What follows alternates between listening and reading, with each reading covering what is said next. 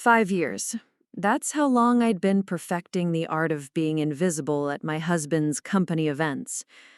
5 years of polite smiles when his colleagues asked what I did, of deflecting conversations about my work, of letting David shine without the complications that would come if they knew who I really was. So when Victoria Sterling looked me up and down at the Summit financial holiday party and said, "Oh, you must be David's little housewife," I didn't correct her. I just smiled and sipped my champagne, because I knew something she didn't. In exactly 43 minutes, Robert Chen would be announcing the biggest partnership deal in Summit Financial's history, and Victoria Sterling was about to discover that the woman she just dismissed controlled every penny of it. Before we jump back in, tell us where you're tuning in from, and if this story touches you, make sure you're subscribed, because tomorrow I've saved something extra special for you. The Pinnacle Hotel glittered like a winter wonderland that December evening. Its ballroom transformed into what looked like a corporate fairy tale. Crystal chandeliers cast warm light over tables draped in deep burgundy linens, each centerpiece a small mountain of white roses and silver branches that caught the light just so. Denver's skyline sparkled through floor-to-ceiling windows, the Rocky Mountains barely visible in the distance under a blanket of evening snow. It was the kind of venue that whispered success, the kind of place where deals worth millions were sealed with a handshake and a glass of Dom Pérignon. I'd chosen my outfit carefully that night, though not for the reasons anyone might think. The navy silk dress was elegant, but understated. Expensive, but not obviously so. Diamond earrings that caught the light without screaming for attention. My wedding ring, a simple platinum band that David had chosen with such care 6 years ago, was the only jewelry that truly mattered to me. I looked exactly like what they expected. The supportive wife, beautiful enough to be an asset, quiet enough not to be a distraction. David looked handsome in his charcoal suit, the one we'd picked out together for occasions just like this. His dark hair was perfectly styled, and when he smiled at his colleagues, I could see the nervous energy he was trying to hide. This party mattered to him more than he wanted to admit. Summit Financial's annual holiday celebration wasn't just about festive cheer. It was where promotions were whispered about, where future partnerships were hinted at, where careers could shift with a single conversation. "Emma, you remember Victoria Sterling, don't you?" David's voice carried that careful tone he used when navigating office politics. Victoria was exactly as I remembered her from previous events. Tall, sharp-featured, with the kind of aggressive confidence that probably served her well climbing the corporate ladder.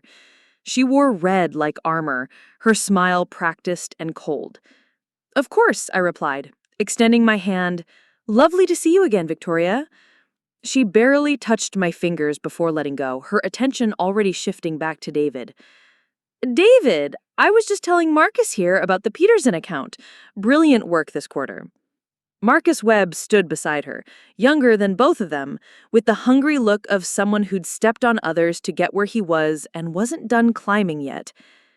"Thank you," David said, and I could hear the gratitude in his voice.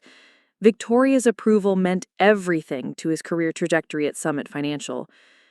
"And Emma," Victoria turned to me with that smile that never reached her eyes, "what is it you do again? I can never remember." The question hung in the air like smoke. Around us, conversations continued, the gentle clink of glasses and soft laughter providing a soundtrack to what felt like a small but significant moment. David tensed beside me. He knew this dance as well as I did. "I keep busy," I said with a laugh that sounded lighter than I felt. "You know how it is." "Oh, you must be David's little housewife," Victoria said, and there it was. The dismissal wrapped in false sweetness, the reduction of everything I was into something small and manageable. How wonderful that you can focus on supporting David's career. Not everyone has that luxury. Marcus chuckled, the sound grating. "Must be nice to have someone handling all the domestic stuff while you're closing deals, David." I felt David's hand find mine, a silent apology and support all at once. He knew exactly what Victoria was doing, had probably watched her do it to other spouses before. But he also knew why I never corrected these assumptions. why I let them think I was exactly what they expected to see. Emma's incredibly supportive, David said carefully, his voice carrying a warmth that made my chest tight. I'm lucky to have her. Well, that's what marriage is about, isn't it? Everyone playing their part. Some people are meant for the boardroom, others for the home. Nothing wrong with knowing which one you are. I nodded agreeably, took another sip of my champagne, and let them think they'd categorized me correctly. Because in 37 minutes, Robert Chen would take that stage and Victoria Sterling's perfectly ordered world would tilt on its axis. The truth was more complicated than any of them could have imagined. 3 years ago, when Mountain Vista Capital had approached me to join their board, I'd made a decision that seemed simple at the time, but had required careful navigation ever since. David's career at Summit Financial was taking off, and the last thing I wanted was for his success to be overshadowed by speculation about whether his wife's connections had helped him. So we'd agreed to keep my role quiet, at least within the circles where our professional lives might intersect. Mountain Vista Capital wasn't just any investment firm. We managed portfolios worth over $2 billion, specialized in strategic partnerships with mid-tier financial companies, and had a reputation for turning promising firms into industry leaders. What Summit Financial didn't know yet was that their biggest client win of the year, the partnership that was going to be announced tonight, had been orchestrated entirely by me. 6 months ago, during a routine board meeting, our CEO had presented a list of potential partners for our new Denver expansion. Summit Financial was on that list, notable for their solid performance but limited growth potential. I'd recognized the name immediately, of course, but hadn't said anything about my personal connection. Instead, I'd done what I always did, my homework. I'd spent weeks studying Summit Financial's portfolios, their client retention rates, their management structure. I'd quietly attended their public presentations, sat in the back of conference rooms where David presented his quarterly analyses, and watched him work with the kind of pride that had nothing to do with business and everything to do with love. He was brilliant at what he did, had insights that his superiors either didn't recognize or took credit for themselves. The partnership proposal I'd eventually presented to Mountain Vista Capital's board was comprehensive, strategic, and positioned Summit Financial for the kind of growth that would transform them from a regional player to a national presence. But it came with specific conditions, requirements that would reshape their management structure, and inevitably their promotion ladder. Emma, dear, would you mind terribly if I borrowed David for a moment? Victoria's voice cut through my memories. There are some people he simply must meet. Of course, I said, squeezing David's hand before letting go. I'll just mingle. I watched them walk away, Victoria's hand on David's elbow in a gesture that looked casual, but was purely territorial. She was showing ownership, marking his protege in front of the room. Preparing and narrating this story took us a lot of time, so if you are enjoying it, subscribe to our channel. It means a lot to us. Now back to the story. Marcus fell into step beside them, the perfect picture of ambitious colleagues working the room together. That's when I spotted Lisa Park near the dessert table, looking as out of place as I sometimes felt at these events. Her husband Tom worked in Summit Financial's tech department, and Lisa was a pediatric nurse who had no patience for corporate politics, but came to these events anyway because she loved her husband. We'd struck up a friendship over the years, bonded by our shared experience of being the plus ones in a room full of people who measured worth by quarterly earnings. Enjoying the show? Lisa asked as I approached, gesturing toward where Victoria was introducing David to a cluster of executives. Always entertaining, I replied, accepting a chocolate-covered strawberry from the elegant display. How's your evening going? Oh, you know, the usual. Someone asked Tom if I was still playing nurse, as if saving children's lives was a hobby I'd outgrow. Lisa's laugh was wry. I swear, sometimes I think they believe the only real job is pushing money around spreadsheets. People have limited imagination, I said, and meant it more than she could possibly know. We stood in comfortable silence for a moment, watching the theater of corporate networking play out around us. Across the room, I could see Robert Chen making his rounds, stopping at each table to chat with employees and their families. He was a good CEO, the kind who actually remembered people's names and asked about their children. In about 25 minutes, he'd take the stage to make his announcements, and everything would change. "You know what I love about these parties?" Lisa said suddenly. "Everyone thinks they know exactly how the night will end. Who'll get promoted, who'll get the big assignments, who matters and who doesn't. But life has a way of surprising people, doesn't it?" "It certainly does," I agreed, thinking about the envelope in my purse, the one containing documents that would reshape Summit Financial's entire future. The most interesting moments usually come when people least expect them. Victoria's voice carried across the room, bright and confident, as she regaled a group with some story about client management. She gestured expansively, her red dress catching the light, every inch the successful executive who'd earned her place through skill and determination. And she had earned it, I wouldn't diminish that. But she'd also made the mistake that many successful people make. She'd confused her current position with permanent power. The partnership between Mountain Vista Capital and Summit Financial wasn't just about money, though the numbers were certainly impressive. It was about transformation, about taking a good company and making it exceptional. But transformation requires change, and change requires new leadership. The old guard, the people who'd built Summit Financial into what it was, would find themselves having to adapt or step aside. I'd structured the deal carefully, with performance metrics and leadership assessments built into every phase. David didn't know the specifics yet, but the partnership I'd negotiated would create opportunities for people like him. Analysts with fresh perspectives and genuine talent who'd been overlooked by the existing hierarchy. People like Victoria, who'd built their careers on managing the status quo, would find the new environment challenging. My phone buzzed softly. A text from my assistant at Mountain Vista. "All documents filed with SEC today. Partnership officially approved. Congratulations, Emma." I smiled and slipped the phone back into my purse. In 18 minutes, Robert Chen would announce that Summit Financial had secured the largest client partnership in company history. In 20 minutes, he'd explain what that partnership meant for the company's future. And in 22 minutes, he'd introduce the Mountain Vista Capital team that would be working closely with Summit Financial's management. David appeared at my elbow, looking slightly overwhelmed. "Sorry about that. Victoria wanted to introduce me to half the room." "How did it go?" I asked, though I could read the answer in his expression. "Good, I think. There's talk about some big announcement tonight, something that could change everything for the company." His eyes were bright with possibility and nerves. "Victoria hinted that there might be new opportunities opening up, and she thinks I should be positioned for them."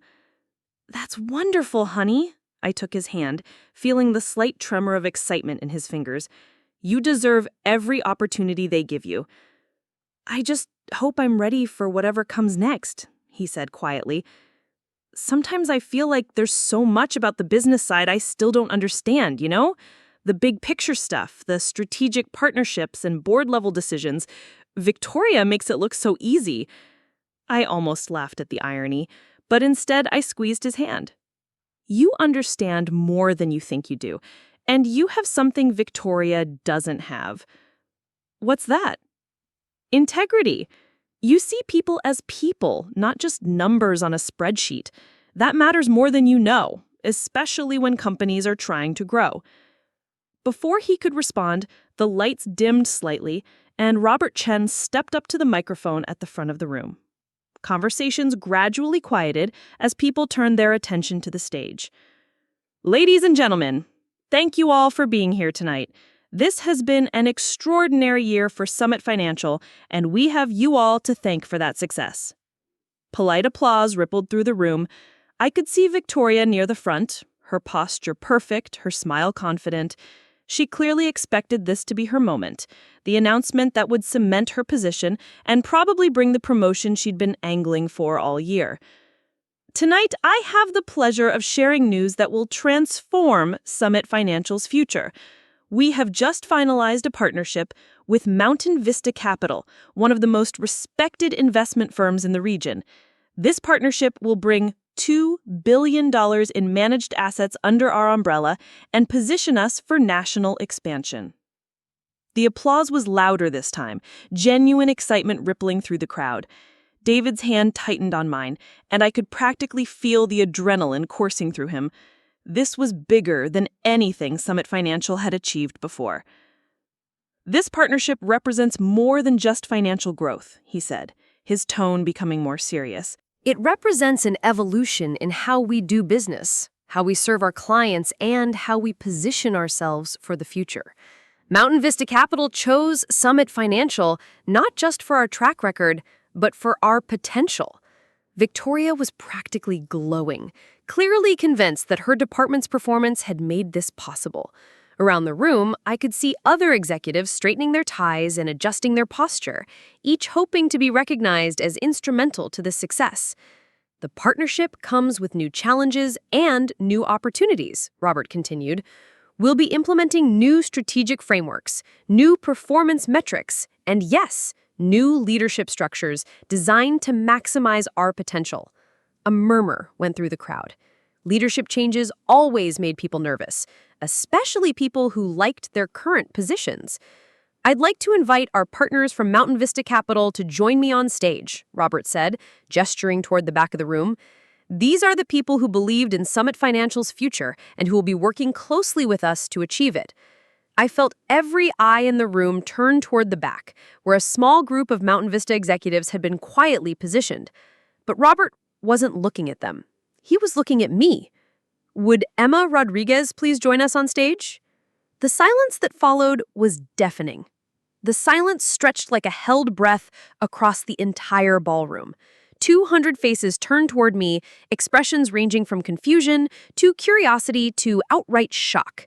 I could feel David's hand go completely still in mine, could sense rather than see Victoria Sterling's head whipping around to locate me in the crowd.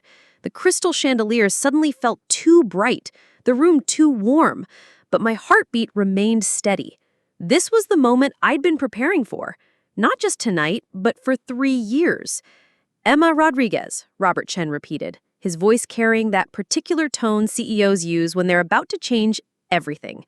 Board chair of Mountain Vista Capital and the architect of tonight's partnership announcement. I released David's hand gently, gave him a reassuring squeeze on the shoulder, and began walking toward the stage. My heels clicked against the marble floor with a rhythm that seemed impossibly loud in the hushed ballroom. As I moved through the crowd, I caught glimpses of faces I'd seen at dozens of these events, people who'd smiled politely at me while mentally filing me away as irrelevant. The woman from accounting, who'd once asked if I needed help finding the ladies' room because I looked lost. The senior partner, who'd patted my arm condescendingly and told me how lucky David was to have someone to handle the home front. Lisa Park caught my eye as I passed her table, and her expression was pure delight. She raised her champagne glass in a tiny salute that no one else would notice, and I had to suppress a smile. She'd known something was different about me, had sensed it in our conversations over the years, though she'd never pushed for details. But it was Victoria's face that I found most illuminating as I walked past her table. The confident smile had frozen into something that looked more like a mask, her perfectly applied lipstick suddenly too red against skin that had gone pale. Marcus Webb sat beside her with his mouth slightly open, his fork suspended halfway to his mouth, as if he'd forgotten how to complete the motion of eating. Robert Chen extended my hand as I climbed the steps to the small stage, and his smile was genuine. We'd worked together for months on this partnership, though always in the controlled environment of boardrooms and conference calls where my relationship to David never needed to be addressed. He was one of the few people in the room who truly understood what was happening, who knew that the quiet woman they'd dismissed was about to reshape their entire company. "Ladies and gentlemen," Robert said, his voice carrying easily through the sound system, "I'd like you to meet Emma Rodriguez, who many of you may recognize as David Rodriguez's wife." A ripple of murmurs went through the crowd, and I could see people leaning toward each other, whispering confirmations and questions. What you may not know is that Emma is also the board chair of Mountain Vista Capital, and she's the person who identified Summit Financial as the ideal partner for their Denver expansion. The murmurs grew louder, and I could see the moment when comprehension began to dawn on faces throughout the room. David stood frozen at our table, his face cycling through confusion, realization, and something that might have been pride. I'd kept this secret from him too. Not because I didn't trust him, but because I needed to protect the integrity of the partnership and his career simultaneously. Emma, Robert continued, would you like to share some details about what this partnership means for Summit Financial's future? I stepped up to the microphone and the room fell silent again. 3 years of careful planning, of sitting quietly while people made assumptions about my capabilities, of watching talented people like my husband get overlooked by those who confused seniority with competence, had led to this moment. Thank you, Robert. I began, my voice steady and clear. When Mountain Vista Capital began looking for a partner in the Denver market, we weren't just seeking a company with good numbers. We were looking for a firm with untapped potential, with talented people who hadn't yet been given the opportunity to show what they could accomplish. I could see Victoria's jaw tighten from where I stood, could practically feel the tension radiating from her table. She was beginning to understand that this wasn't just an announcement about money and growth. This was about change, about disruption to the comfortable hierarchy she'd spent years climbing. Over the past 6 months, I've had the opportunity to observe Summit Financial's operations closely, and I saw several people glance toward David, beginning to piece together how I might have gained such access. What I found was a company with incredible potential being held back by outdated structures and limited vision. Talented analysts whose insights were being ignored, creative solutions being dismissed in favor of safer, less innovative approaches. The room was completely silent now, and I could see Robert Chen nodding approvingly. He'd been frustrated with the same issues I was describing, had watched promising employees leave for competitors because they couldn't advance through Summit Financial's rigid hierarchy. Mountain Vista Capital's partnership with Summit Financial isn't just about bringing new assets under management. It's about transformation. Over the next 18 months, we'll be implementing new performance metrics, new leadership structures, and yes, new opportunities for advancement based on merit rather than tenure. Victoria's face had gone from pale to flushed, and I could see her hands clenched so tightly around her napkin that her knuckles were white. She was smart enough to read between the lines, to understand that everything she'd assumed about her future at Summit Financial was now in question. The old way of doing things, where good ideas were buried under layers of bureaucracy, where credit was claimed by those who hadn't earned it, where potential was wasted because it didn't fit predetermined molds, that ends now. My voice carried a note of steel that I rarely let people hear, the tone I used in boardrooms when negotiations weren't going the way they should. I could see David's expression from across the room, and it was a complex mix of admiration, confusion, and something that might have been hurt. We'd have to talk about why I'd kept this from him, about the impossible balance I'd been trying to maintain. But I hope he could see that everything I'd done had been to protect him, to ensure that when opportunities came his way, no one could question whether he'd earned them. Over the next few weeks, every department will undergo a comprehensive review. We'll be looking at performance metrics, client satisfaction scores, innovation indexes, and leadership effectiveness. People who have been doing excellent work in the shadows will find new opportunities. Those who have been coasting on reputation rather than results will find the environment more challenging. Marcus Webb had stopped pretending to eat entirely and was staring at me with an expression I couldn't quite read.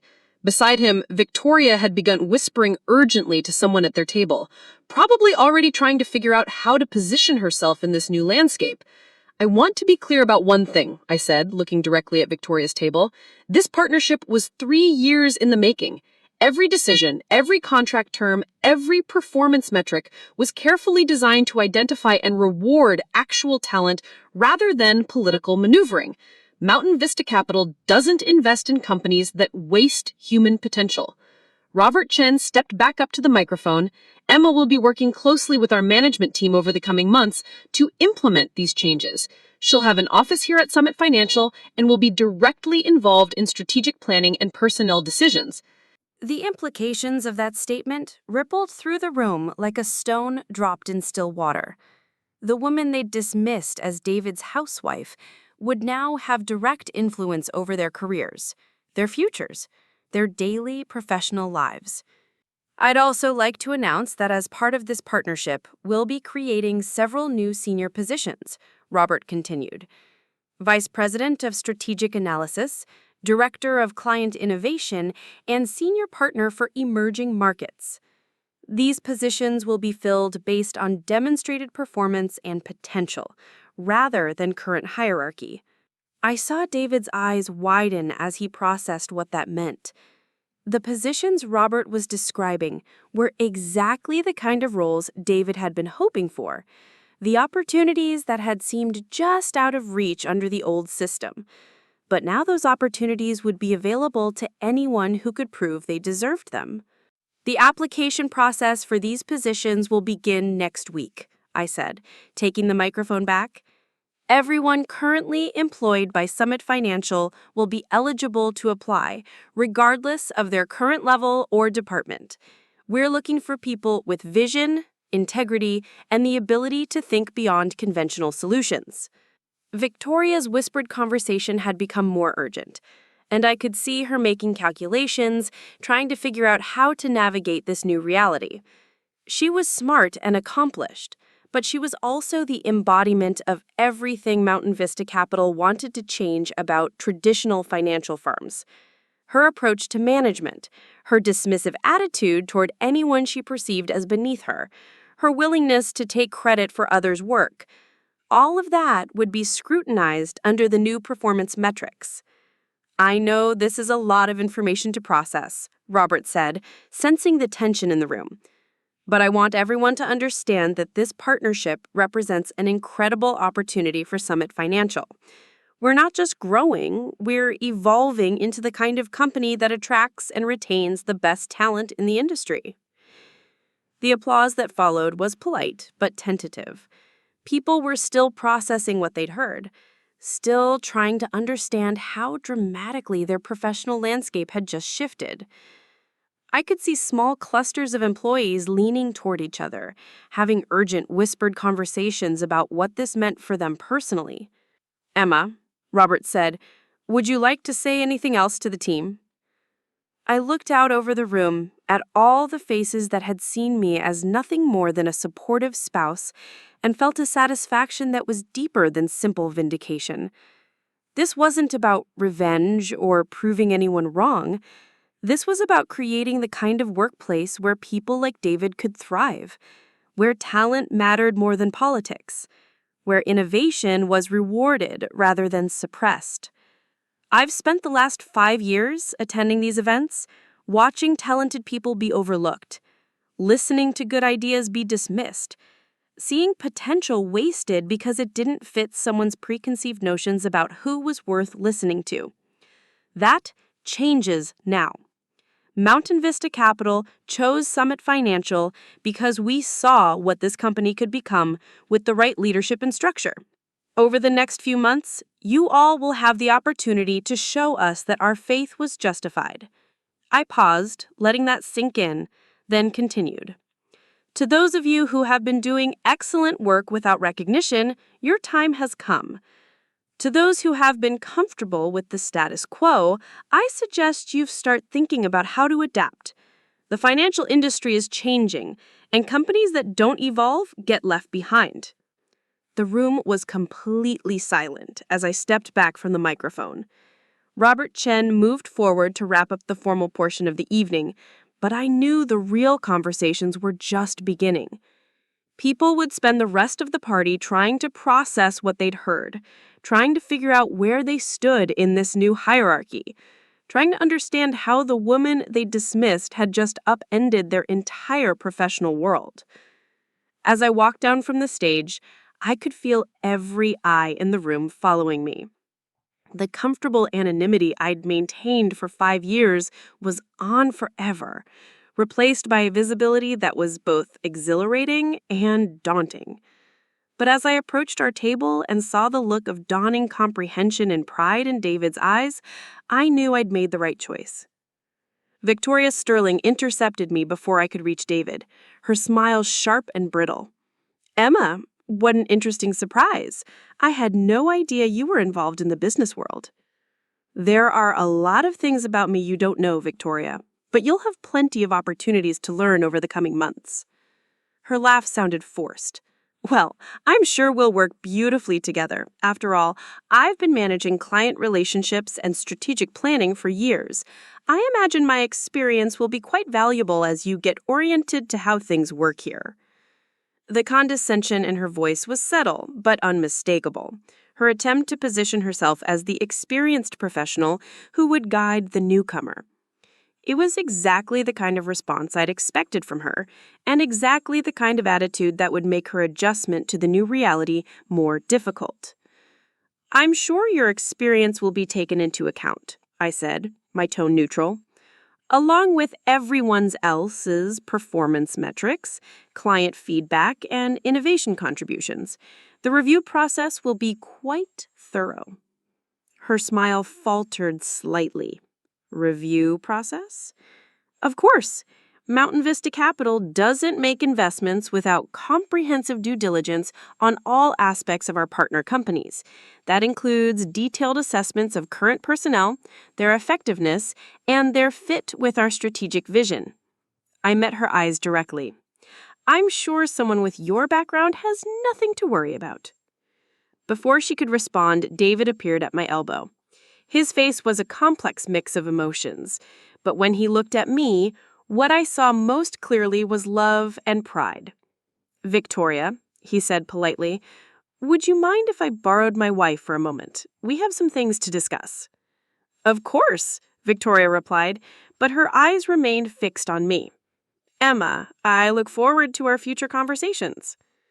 As David led me toward a quieter corner of the ballroom, I could feel the weight of 200 pairs of eyes following us. The evening had shifted from a routine corporate celebration to something much more significant, and everyone in the room was trying to process their new reality.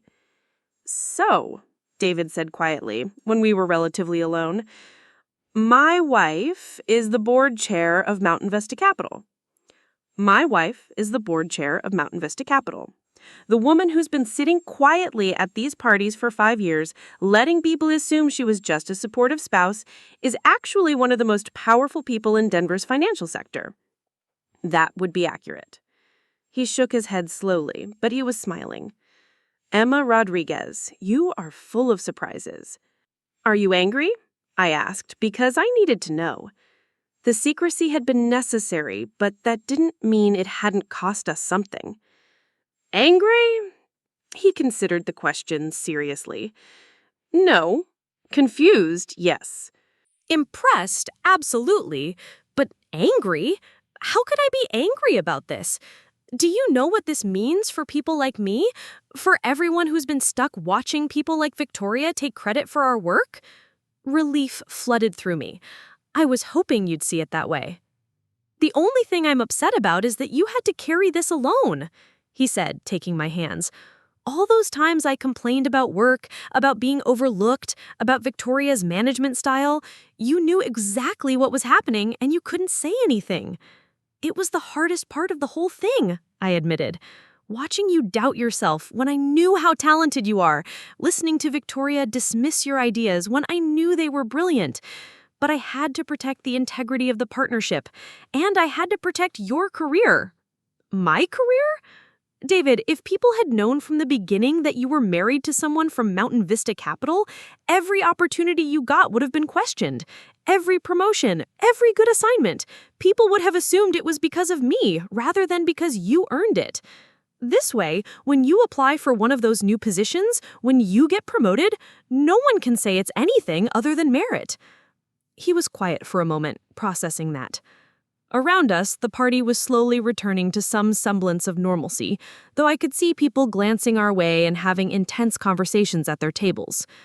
"Those new positions Robert mentioned," David said finally. "Vice President of Strategic Analysis. That sounds like exactly what I've been hoping for." "It is exactly what you've been hoping for. And when you get it, because you will get it, it'll be because you're the best person for the job, not because you're married to me, but because you have the skills and vision Summit Financial needs for their future." "You really think I'll get it?" I smiled. "David, I've spent 3 years studying this company's operations. I know exactly who the talented people are, who's been doing the real work while others took credit. Who has the potential to help Summit Financial become something extraordinary? You're at the top of that list." The confidence in my voice seemed to settle something in him. For the first time in months, maybe years, I could see him looking toward the future without the doubt and frustration that had been weighing on him. "So what happens now?" he asked. "Now we go home, and tomorrow everything changes. I'll start working from an office at Summit Financial. The review process begins.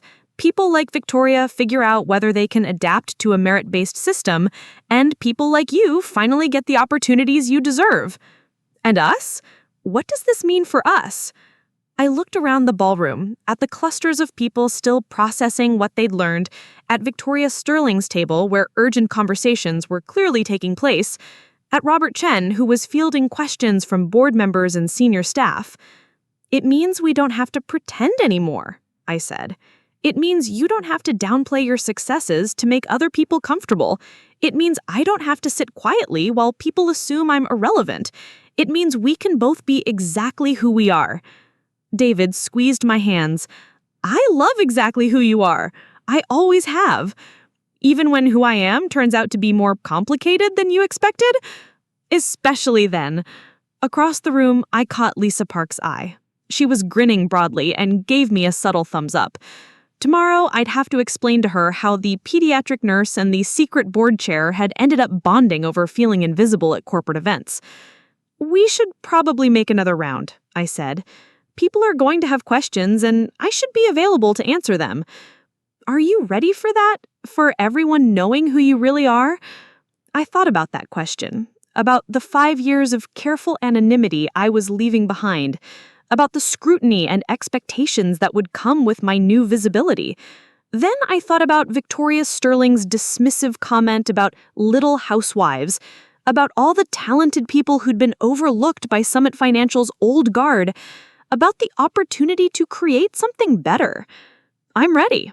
Are you ready to be married to the most powerful woman in the room? David's smile lit up his entire face. "Emma, I've been married to the most powerful woman in the room for 6 years. I just didn't know everyone else was about to find out." The phone started ringing at 6:30 in the morning, 3 hours before my alarm was set to go off. David groaned and rolled over, burying his face in his pillow, but I was already reaching for the device on my nightstand. The caller ID showed a number I didn't recognize, which had become increasingly common since last night's revelation. "Emma Rodriguez?" I answered, my voice automatically shifting into the professional tone I'd perfected over years of early morning conference calls. "Mrs. Rodriguez, this is Jennifer Walsh from the Denver Business Journal. I was hoping to get a comment about last night's announcement at Summit Financial. Our readers are very interested in the story behind the partnership." I sat up in bed, fully awake now. The media attention was something I anticipated, but hoped might take a few days to materialize. Apparently, word traveled faster in Denver's business community than I had expected. "I appreciate your interest, Jennifer, but I'm not giving interviews at this time. If you'd like information about the Mountain Vista Capital Partnership, I'd suggest contacting Summit Financial's Public Relations Department." "But surely you understand the human interest angle here," Jennifer pressed. "The wife who's been attending company parties for years, only to reveal she's actually a major power player? Our readers love stories about women breaking barriers." "I understand the angle," I said carefully, "but I prefer to let my work speak for itself. Thank you for calling." I ended the call and immediately turned the phone to silent mode. David had given up trying to sleep and was propped up on one elbow, watching me with an expression of amused concern. "So it begins," he said. "So it begins," I agreed. "How are you feeling about all this in the cold light of morning?" "Honestly, like I'm married to a superhero who's been hiding her secret identity." He reached over and brushed a strand of hair from my face. "Also, like I need to completely recalibrate my understanding of the last 5 years of our marriage." "I'm still the same person, David. I just happen to have a job that's been complicated to explain at dinner parties. A job that's about to turn Summit Financial upside down. A job that's about to give Summit Financial the opportunity to reach its potential," I corrected. "There's a difference." My phone buzzed with a text message, then another, then several more in rapid succession. Word was definitely spreading, and apparently everyone in Denver's financial sector had opinions about last night's revelation. David rolled out of bed and padded toward the kitchen. "Coffee?" he called back. "Please, make it strong." While he started the coffee maker, I scrolled through the messages that had accumulated overnight. Most were congratulatory, some were curious, and a few were from colleagues at Mountain Vista Capital who were amused that my secret had finally been revealed. But one message stood out, sent at 2:30 in the morning from a number I didn't immediately recognize. "Emma, this is Marcus Webb. I think we should talk before the work week begins. There are things about Victoria and her management style that you should know, things that might be relevant to your review process." I stared at the message for a long moment, trying to decode its implications. Marcus had been Victoria's protege, her chosen successor in many ways. For him to reach out to me, especially with what sounded like potentially damaging information about his mentor, suggested that last night's announcement had created more upheaval than I'd even realized. David appeared in the bedroom doorway with 2 steaming mugs, and I held up my phone to show him the message. "Interesting," he said, handing me my coffee. Marcus has always been ambitious, but I never figured him for someone who'd throw Victoria under the bus. Maybe he's not throwing her under the bus. Maybe he's trying to save himself. I took a sip of coffee, savoring the bitter warmth. Or maybe he genuinely has information that's relevant to creating a better workplace culture. "You're going to meet with him?" "I'm going to consider it. The review process needs to be fair and thorough, which means listening to all perspectives, even ones that might be motivated by self-interest." My phone rang again, and this time the caller ID showed Robert Chen's name. I answered immediately. "Good morning, Robert." "Emma, I hope I'm not calling too early. I wanted to check in after last night's excitement. How are you holding up?" "Fine, considering I've already fielded 1 media call and received about 30 text messages. I take it word is spreading quickly." That's an understatement. My phone hasn't stopped ringing since 7 o'clock. Business reporters, industry analysts, 3 different headhunters wanting to know if any of our newly displaced executives might be available for placement. I raised an eyebrow. Displaced executives? That seems premature. The review process hasn't even begun yet. Tell that to Victoria Sterling. She called me at 6:45 this morning to discuss her transition timeline and severance package negotiations. David, who had been getting dressed, stopped mid-motion and looked at me with raised eyebrows. I put the call on speaker so he could hear. "She's assuming she'll be terminated?" I asked. "She's assuming that the new performance metrics will make her position untenable." Her words, not mine. She also wanted to know if there was any possibility of negotiating a consulting contract that would allow her to maintain some connection to her key clients. "What did you tell her?" "That all personnel decisions would be made based on the comprehensive review process you outlined last night, and that it would be premature to discuss transition plans before that review was complete." "Good. What about everyone else? How's the mood in the office this morning?" "Mixed. Some people are excited about the new opportunities. Others are nervous about the uncertainty. A few seem to be updating their resumes just in case. But overall, I think people are cautiously optimistic, especially the younger analysts and associates who felt stuck under the current system." I thought about David, about all the talented people like him who'd been waiting for their chance to show what they could accomplish. That's exactly what I was hoping to hear. "There is one thing, though," Robert continued, and his tone became more serious. "I've received some informal inquiries from other firms, competitors who were wondering if any of our top performers might be available for poaching during the transition period. And I assured them that our top performers are exactly the people who will thrive under the new structure, so they shouldn't hold their breath. But it does highlight the importance of moving quickly on the review process. We don't want to lose good people to uncertainty." "Agreed. I'll be in the office by 9 o'clock to start setting up the evaluation framework. How quickly can we get individual meetings scheduled with all department heads?" "I'll have my assistant start making calls. We should be able to get everyone scheduled within the next few days." After ending the call with Robert, I showered and dressed carefully for my first official day as Summit Financial's transformation partner. The navy suit I chose was professional but not intimidating, expensive but not ostentatious. I needed to strike the right balance between authority and approachability, between the power to make changes and the wisdom to make them thoughtfully. David was already dressed for work when I emerged from the bathroom, but he was sitting on the edge of the bed with a contemplative expression. "Penny for your thoughts," I said, applying a light touch of makeup. "I keep thinking about all the conversations we've had over the years. All the times I complained about Victoria's management style, about feeling overlooked, about wondering if I was crazy for thinking there had to be a better way to run things." He shook his head slowly. "You knew. You knew exactly what was wrong and exactly how to fix it, and you couldn't say anything." "It was harder than you can imagine," I admitted, "especially when you'd come home frustrated after a particularly bad day. There were so many times I wanted to tell you that change was coming, that the system that was holding you back wouldn't last forever." "Why Mountain Vista Capital?" he asked suddenly. "Of all the companies you could have joined, why them?" I paused in applying my lipstick, considering how to explain something that had felt inevitable at the time, but might seem calculated in retrospect. "Because they asked the right questions," I said finally. "When they approached me about joining their board, they didn't just want someone with financial expertise.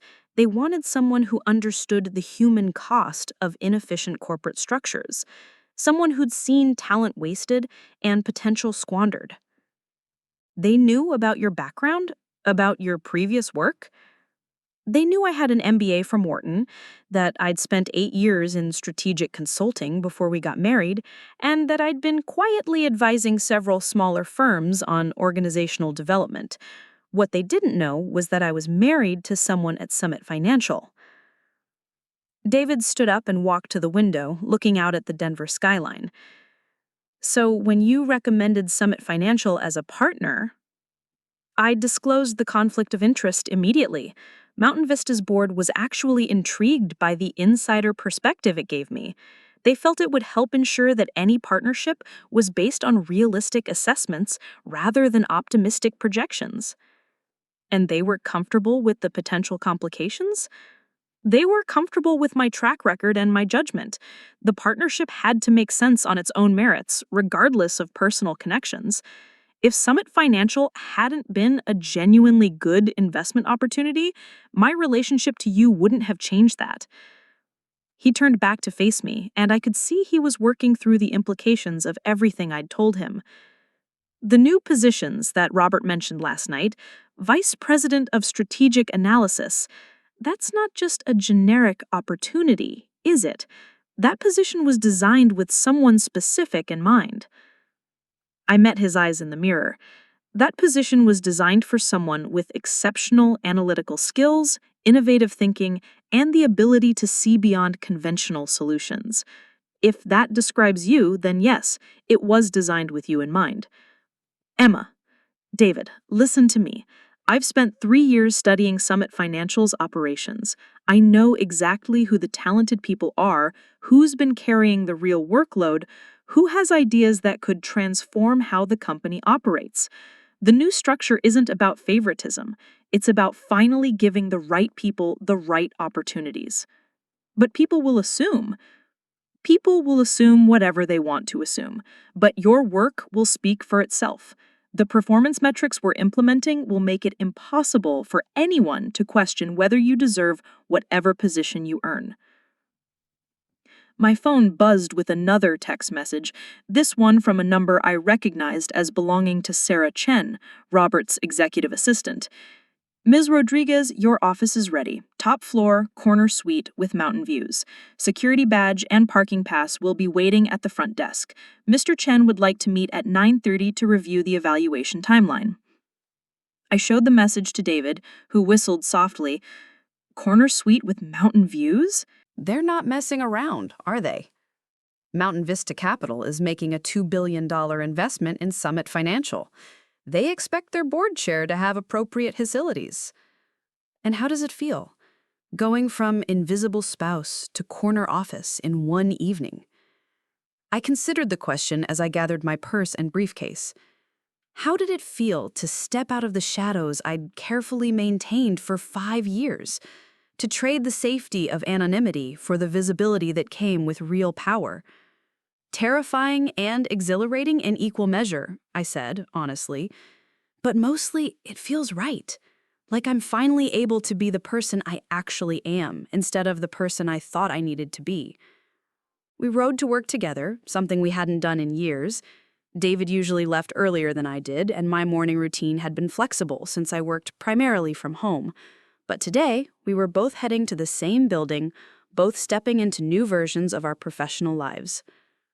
The Summit Financial building looked different to me as we approached it. For 5 years, I'd seen it as David's workplace, the place where his career was slowly building momentum despite the obstacles in his path.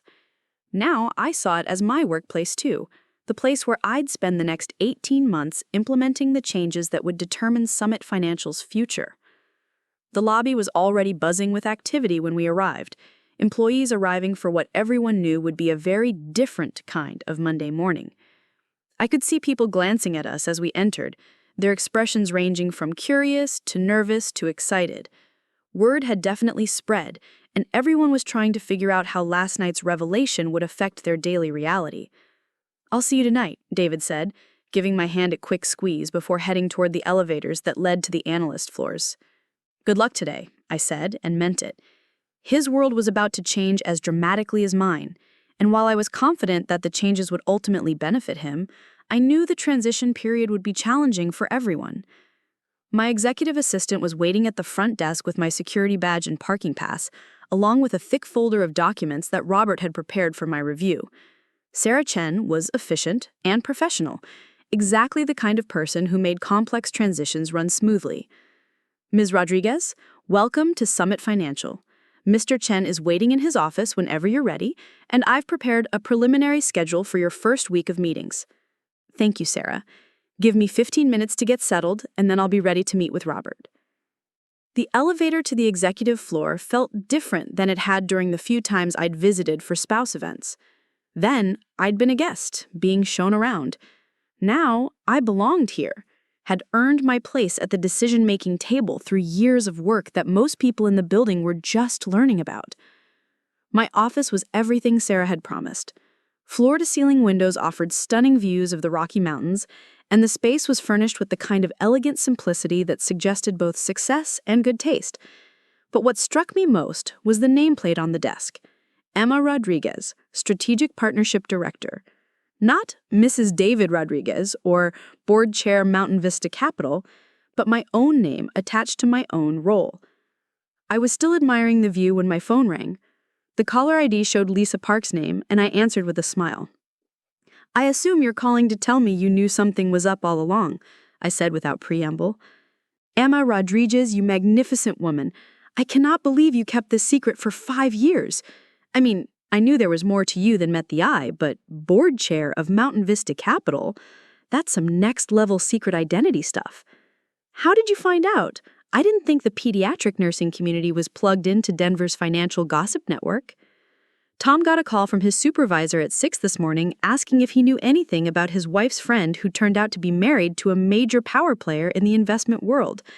Apparently, Summit Financial's IT department is very excited about the potential for technology upgrades that might come with a $2 billion partnership. Tell Tom that technology upgrades are definitely part of the modernization plan. "I will. But Emma, seriously, how did you keep this quiet for so long? All those times we talked about feeling invisible at corporate events, about being defined by our husbands' careers instead of our own accomplishments. You were sitting on the biggest secret in the room." "It wasn't easy," I admitted, especially when you'd talk about feeling like people saw you as just Tom's wife instead of as a professional who saves children's wives. I wanted to tell you that I understood that frustration in ways you couldn't imagine. Well, now I know why you always seemed so calm when other spouses were gossiping about office politics or complaining about their husbands' bosses. You weren't just observing the drama, you were planning to fix it. Something like that. And David? How's he handling the revelation that his wife is basically the most powerful woman in Denver's financial sector?" "Better than I dared hope. I think he's still processing everything, but he seems more excited than upset about the changes coming to Summit Financial." "Of course he is. From what Tom tells me, David's been frustrated with the politics there for years. Having you in a position to actually address those problems must feel like a dream come true." A soft knock on my office door interrupted our conversation. Robert Chen stood in the doorway, smiling and holding 2 cups of coffee. "Lisa, I need to go, but let's have lunch this week. I owe you a very long explanation about the last 5 years." "You absolutely do. And Emma, I'm proud of you for keeping the secret when you had to, and for finally being able to stop keeping it." After ending the call, I gestured for Robert to come in. He handed me one of the coffee cups and settled into one of the chairs facing my desk. "So," he said, "how does it feel to be on this side of the building instead of visiting for spouse events?" "Different. Good different, but different." I took a sip of coffee, noting that it was perfectly prepared, exactly the way I liked it. Someone had done their homework. "Tell me about the calls you've been getting this morning." "Well, besides Victoria's premature severance discussion, I've heard from 3 board members who want to fast-track the evaluation process, 2 department heads who want to discuss their team's potential for advancement, and 1 senior analyst who wanted to make sure his recent client presentations would be part of his performance review." "The senior analyst wouldn't happen to be my husband, would it?" Robert smiled. "Actually, no.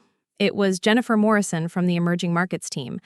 But now that you mention it, David did stop by my office earlier to ask about the application timeline for the new positions." "And what did you tell him?" "That applications would open next week, and that the selection process would be based entirely on merit and demonstrated performance. The same thing I'll tell everyone else who asks." "Good. It's important that there be no perception of favoritism, especially given my personal connection to the company." "About that," Robert said, leaning forward slightly, "I've been thinking about how to handle the potential complications that might arise from your dual role here, board chair of Mountain Vista Capital and strategic partnership director at Summit Financial. There might be times when those interests don't perfectly align." "I've thought about that too. Mountain Vista's legal team has prepared a comprehensive conflict of interest protocol. Any decisions that might create competing interests will be escalated to Mountain Vista's full board and Summit Financial's executive committee for joint resolution. That should cover the legal aspects. But what about the personal ones? If the review process results in difficult decisions about people you know socially, people whose spouses you're friends with?" I set down my coffee cup and met his eyes directly. "Robert, I've spent 3 years preparing for this transition. I know exactly what needs to change at Summit Financial, and I know exactly who has the potential to help implement those changes. Some of those decisions will be popular, and some won't, but they'll all be based on what's best for the company's future. Even if that means making decisions that affect your husband's colleagues, people you've socialized with for years. Especially then, David's career and our marriage will be better served by a company that operates based on merit rather than politics.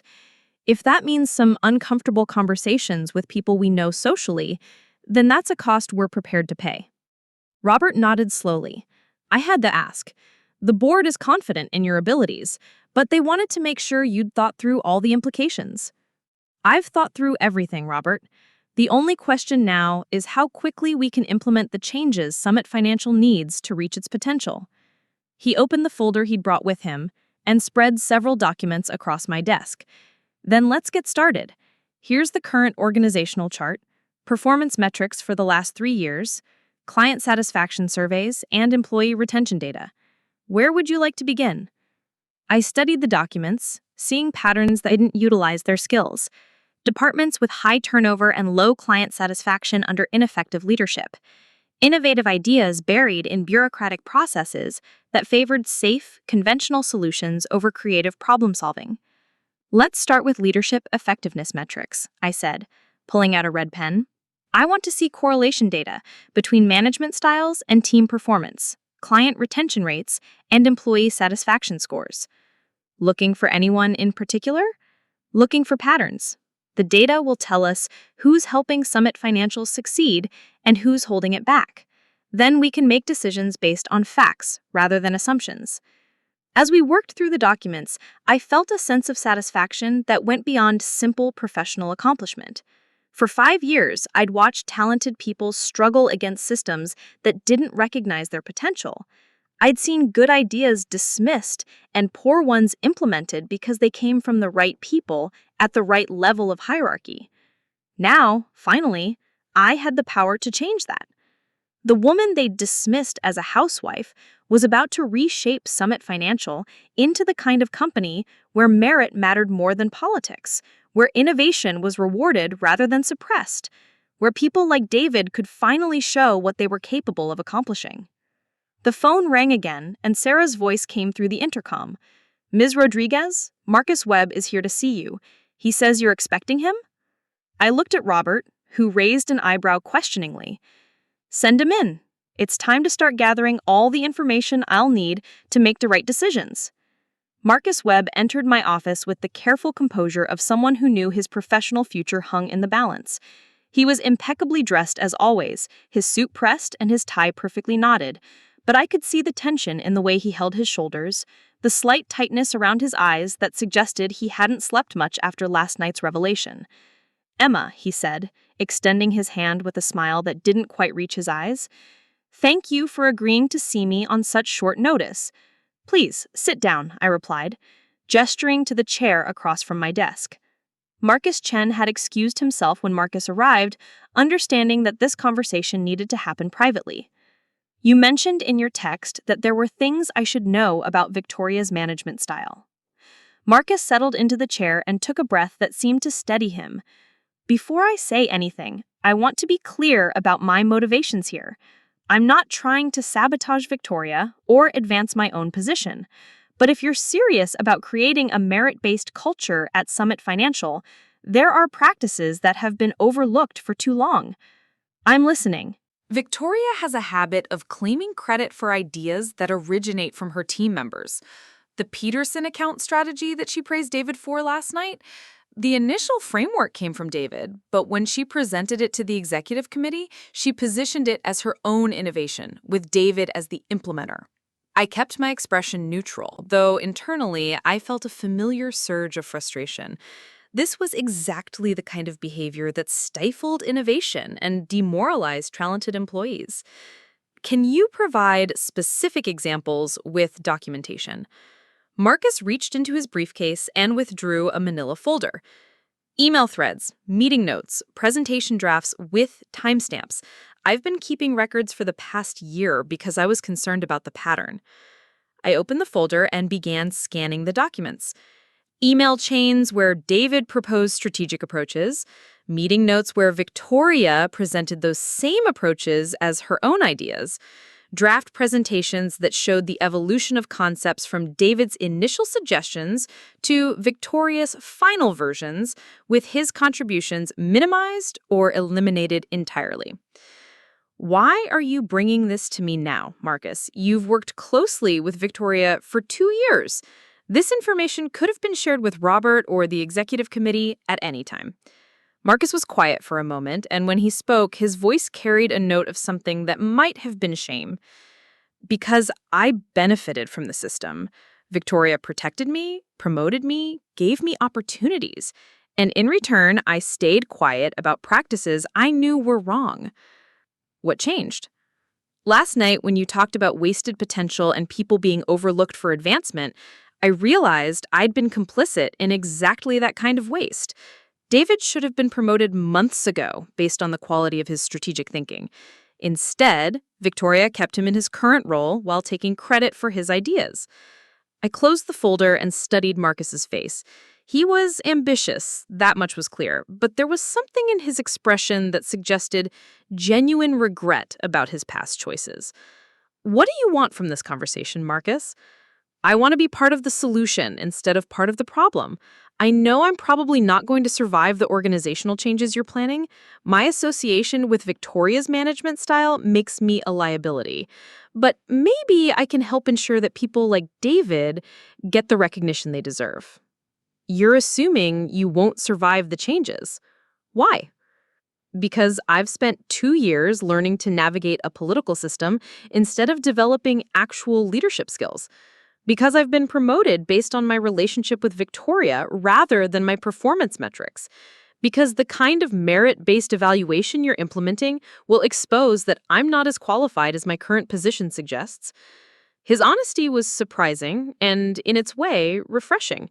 Most people in his position would have been trying to position themselves as indispensable, rather than acknowledging their limitations. Marcus, can I ask you something? If you could design your ideal role at Summit Financial, what would it look like? He blinked, clearly not expecting the question. Honestly, I'm not sure. I've been so focused on climbing the ladder that I'm not sure I ever stopped to think about what I actually wanted to accomplish. Then maybe that's where you should start. The organizational restructuring isn't just about removing ineffective managers. It's about helping people find roles where they can contribute meaningfully to the company's success. My phone buzzed with a text message from David. Lunch today? I have updates on the analyst team's reaction to yesterday's news. I typed back quickly. 12:30 at the cafe across the street? It's a date, came his immediate reply, followed by a smiley face emoji that made me smile despite the serious conversation I was having. Marcus, I said, turning my attention back to him, I appreciate you bringing this information to me. It confirms patterns I had already observed, but having documentation will be helpful during the review process. What happens now? To Victoria, I mean. What happens to Victoria will depend on her willingness to adapt to new performance standards. If she can shift from a credit-claiming management style to one that develops and promotes talent, she might find a place in the new structure. If she can't make that adjustment, then she'll need to find opportunities elsewhere. And to me, that depends on what you do with the opportunity you're being given. The organizational restructuring will create openings for people who are willing to focus on developing actual skills rather than playing political games. If you're serious about being part of the solution, there might be a place for you. Marcus stood up, and for the first time since entering my office, his smile looked genuine. Thank you for listening. And Emma, for what it's worth, I think what you're doing here is going to make Summit Financial a much better place to work. After he left, I spent a few minutes reviewing the documents he had provided. The pattern was clear and consistent. Victoria systematically appropriated ideas from her team members while positioning herself as the strategic visionary. It was exactly the kind of behavior that created toxic workplace cultures and drove talented people to seek opportunities elsewhere. My phone buzzed with a text message from David. Miss Rodriguez? Victoria Sterling is here to see you. She doesn't have an appointment, but she says it's urgent. I glanced at my watch. It was barely 10:30, which meant Victoria had been thinking about our conversation since the early morning call with Robert. Send her in, please. Victoria entered my office with the kind of confident stride that suggested she had spent the morning preparing for this encounter. She wore a burgundy suit that complemented her auburn hair, and her makeup was flawless despite the early hour. But I could see the calculation in her eyes, the careful assessment of someone trying to determine the best strategy for a difficult negotiation. Emma, she said warmly, settling into the chair Marcus had vacated. I was hoping we could have a more private conversation about the changes coming to Summit Financial. Of course, what's on your mind? Well, I've been thinking about our conversation last night, and I realize I may have given you the wrong impression about my management philosophy. Her smile was practiced, the kind she probably used in client meetings when she needed to smooth over complications. What impression was that? That I don't value collaboration or team development. Nothing could be further from the truth. I've always believed in empowering my team members, in giving them opportunities to contribute to our strategic initiatives. I nodded politely, remembering the documents Marcus had just shown me. Can you give me some specific examples of how you've empowered your team members? Well, take David, for instance. I've given him increasing responsibility for client strategy development, the Peterson account, the Morrison portfolio restructuring, the Henderson merger analysis. All of those were projects where I trusted him to take the lead. And how was his leadership on those projects recognized? Were his contributions highlighted in your presentations to the executive committee? Victoria's pause was almost imperceptible, but I caught it. Of course, his contributions were recognized. I always make sure to acknowledge the team members who help bring successful strategies to fruition. I see. And in your view, what role should team leaders play in presenting strategic initiatives to senior management? team leaders should synthesize the various contributions from their team members into coherent recommendations. That's the value they add, the ability to see the big picture and present it effectively. It was a reasonable answer, and one that would be difficult to challenge without specific documentation. But, thanks to Marcus's folder, I had exactly that documentation. Victoria, I'm going to be direct with you because I think that's the most respectful approach. The organizational review will include a comprehensive analysis of leadership effectiveness, including how credit is distributed for strategic initiatives and how team members are developed and promoted. Her smile remained fixed, but I saw her hands tighten slightly on her purse strap. That sounds very thorough. It will be. Mountain Vista Capital's investment in Summit Financial is contingent on creating a culture where talent is recognized and developed effectively. We found that companies perform better when individual contributions are acknowledged appropriately. I couldn't agree more, Victoria said, but her voice had taken on a slightly strained quality. I pride myself on being a collaborative leader who brings out the best in my team. I'm sure you do. The review process will give you an opportunity to demonstrate that collaborative leadership style through specific examples and measurable outcomes. When will this review process begin? It's already begun. I've been collecting performance data, client feedback, and team development metrics for several months now. The formal evaluation interviews will start next week. Victoria's composure slipped for just a moment, long enough for me to see genuine concern flash across her features. Several months? But you only announced your role here last night. I've been preparing for this transition since Mountain Vista Capital first identified Summit Financial as a potential partner. Due diligence requires comprehensive analysis of all aspects of a company's operations, including management effectiveness. I see. Victoria stood up, smoothing her skirt with hands that weren't quite steady. Well, I look forward to the opportunity to showcase my team's accomplishments during the review process. I'm sure you do. Victoria, before you go, I want to be clear about one thing. The changes coming to Summit Financial are personal. They're about creating the most effective organization possible. People who adapt to merit-based evaluation and collaborative leadership will find opportunities in the new structure. And those who don't adapt will need to find environments that are better suited to their management style. After Victoria left, I sat back in my chair and took a deep breath. The conversation had gone about as I had expected, with Victoria trying to position herself as already embodying the collaborative leadership principles I was trying to implement. But her defensive reactions and careful word choices had confirmed that she understood exactly what was at stake. My phone rang, and I answered to find Jennifer Morrison from the Emerging Markets team on the line. Ms. Rodriguez, I hope you don't mind me calling directly. Sarah said you were available for brief conversations with team members who had questions about the organizational changes. Not at all, Jennifer. What can I help you with? I wanted to ask about the new positions that were mentioned last night, specifically the Director of Client Innovation role. I've been developing some ideas for expanding our client service offerings to younger demographics, but I haven't been able to get approval to pursue them under the current structure. Tell me about these ideas. Well, I've noticed that our client base skews heavily towards established professionals in their 40s and 50s, but there's a whole generation of younger investors who are looking for different kinds of financial services. More technology integration, more sustainable investment options, more flexible portfolio management. Have you done any research on this demographic? Extensive research. I've prepared market analysis, market landscape studies, and preliminary service design frameworks. But when I brought the proposals to Victoria, she said they were too risky and didn't align with our core client strategy. Do you have these proposals available for review? I do. I've been maintaining them on my own time, hoping that eventually there would be an opportunity to present them. Jennifer, I'd like to see those proposals. And I'd like to understand why you continued developing them even after your department head declined to pursue them. Because I believe Summit Financial is missing a significant opportunity.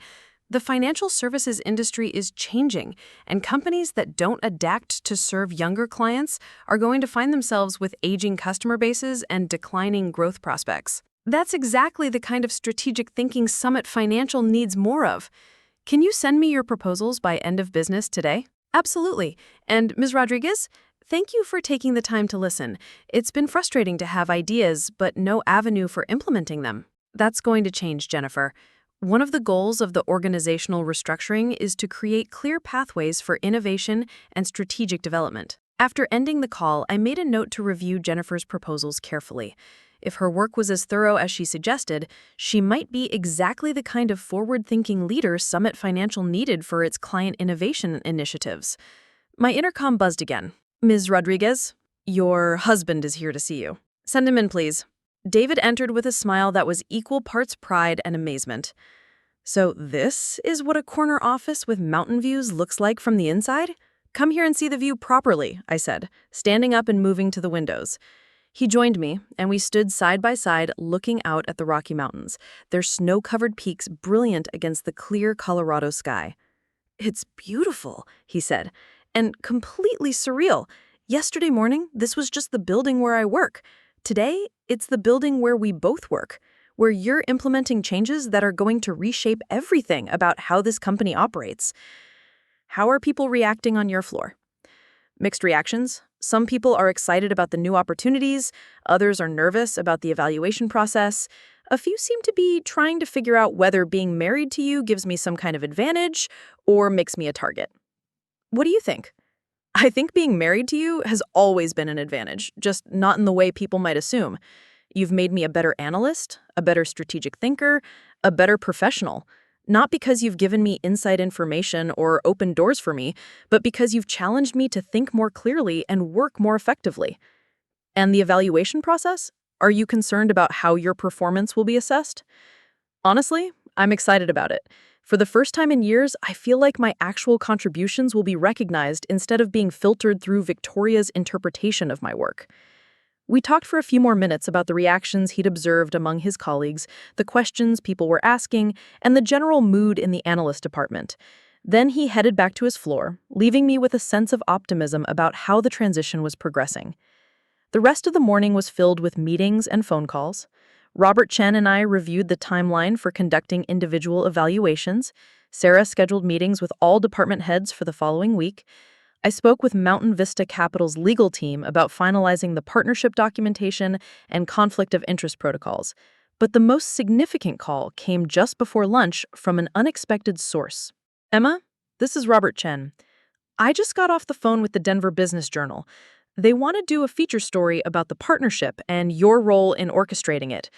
They're calling it The Power Behind the Partnership, How Emma Rodriguez Transformed Summit Financial from Within. I told you this morning that I wasn't giving interviews.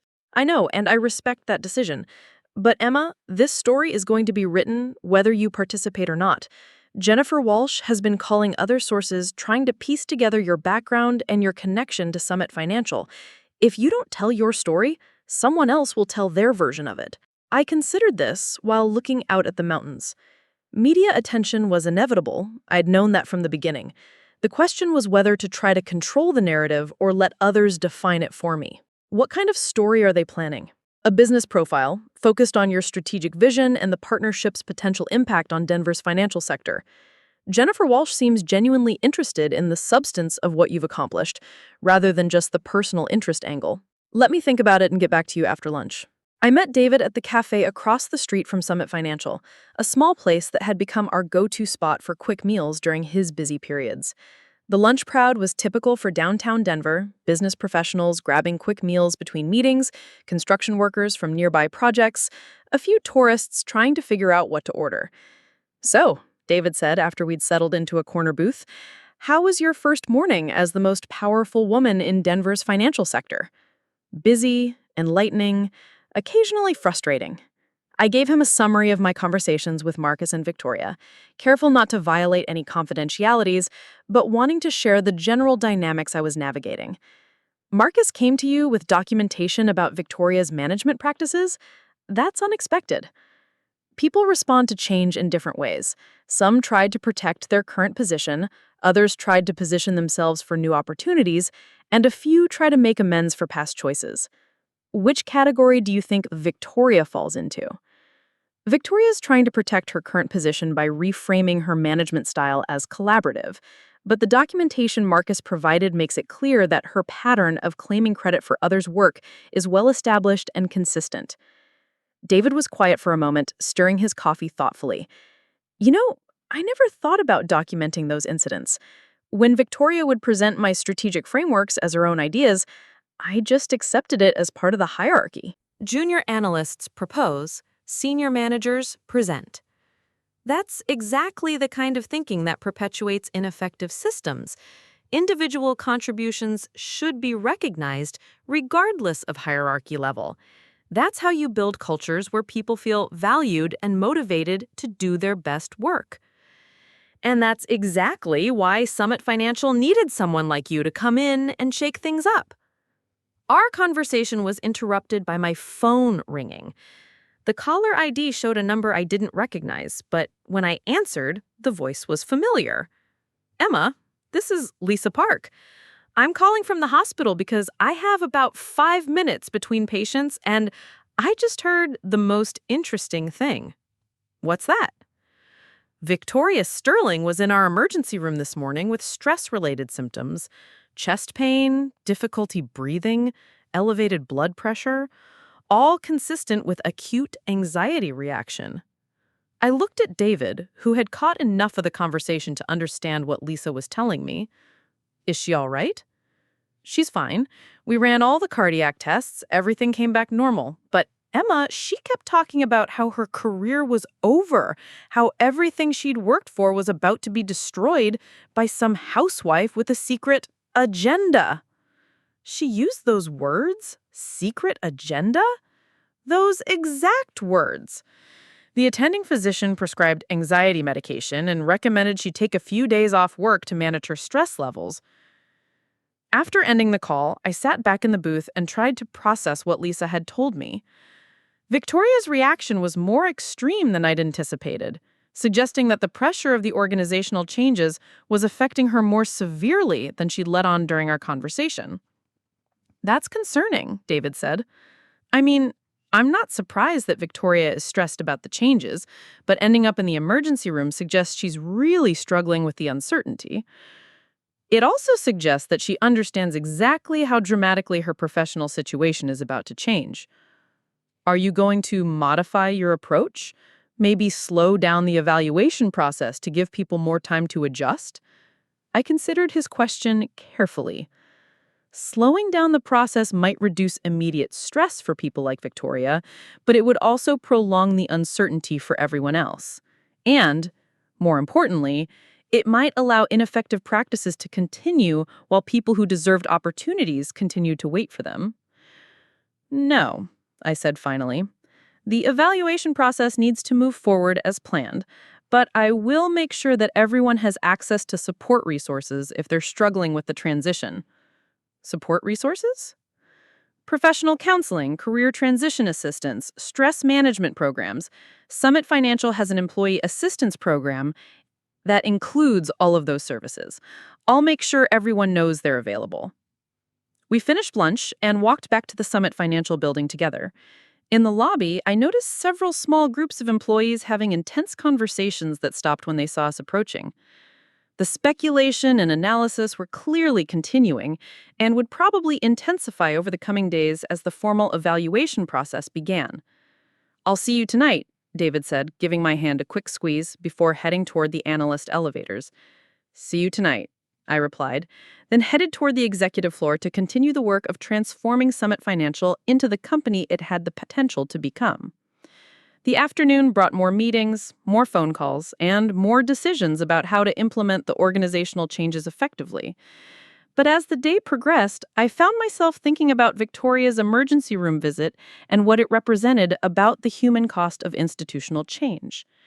Change was necessary. I was convinced of that. Summit Financial couldn't reach its potential without addressing the structural problems that were holding back talented people and rewarding ineffective leadership. But change was also disruptive, stressful, and sometimes personally devastating for people who had built their identities around systems that were being dismantled.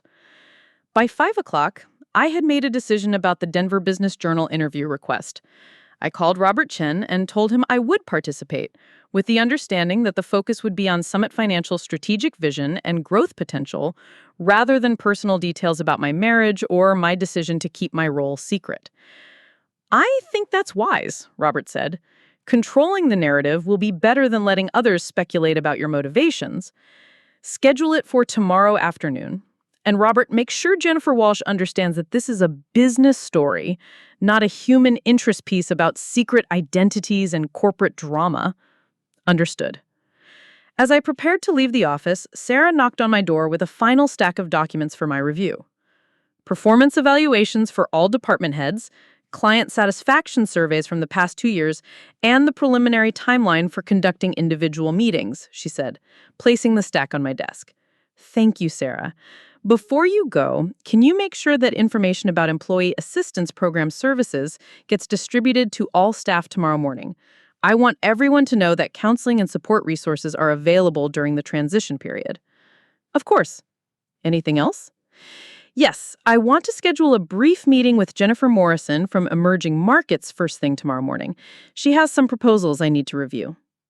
After Sarah left, I gathered the documents I needed to review at home and took one last look around my office.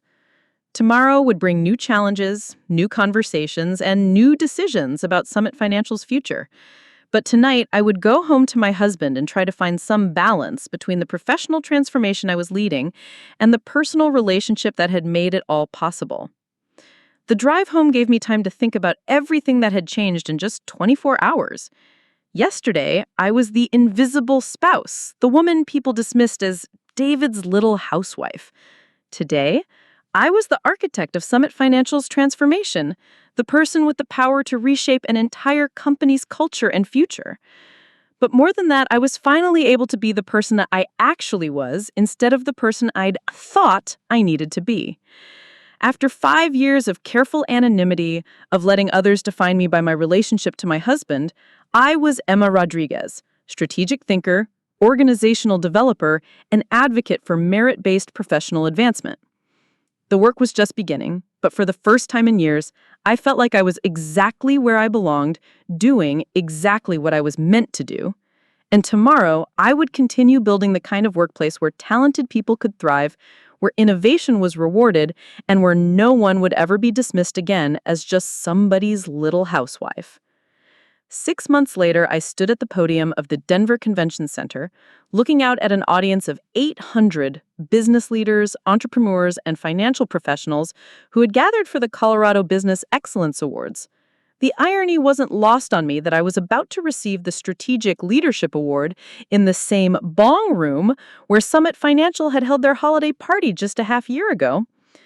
Ladies and gentlemen, the presenter announced, this year's recipient of the Strategic Leadership Award has demonstrated exceptional vision in transforming organizational culture and driving sustainable growth.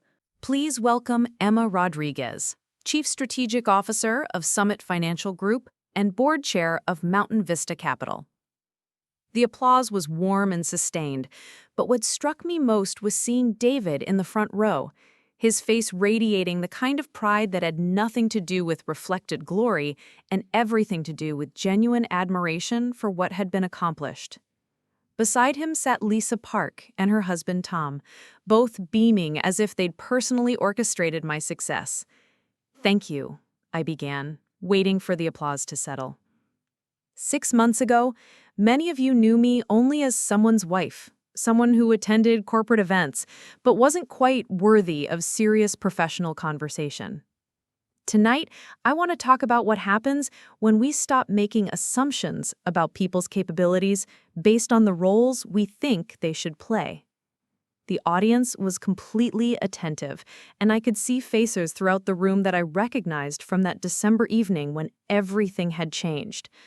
Some looked uncomfortable, probably remembering their own dismissive interactions with me over the years. Others seemed genuinely engaged, ready to hear what I'd learned from orchestrating one of Denver's most talked-about corporate transformations. The partnership between Mountain Vista Capital and Summit Financial wasn't just about combining resources or expanding market reach.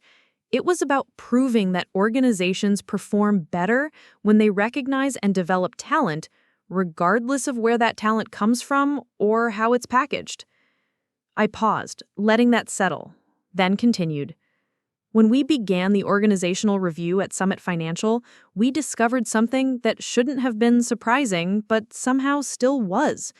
The people doing the most innovative work, generating the best client outcomes, and demonstrating the strongest leadership potential weren't always the people in leadership positions.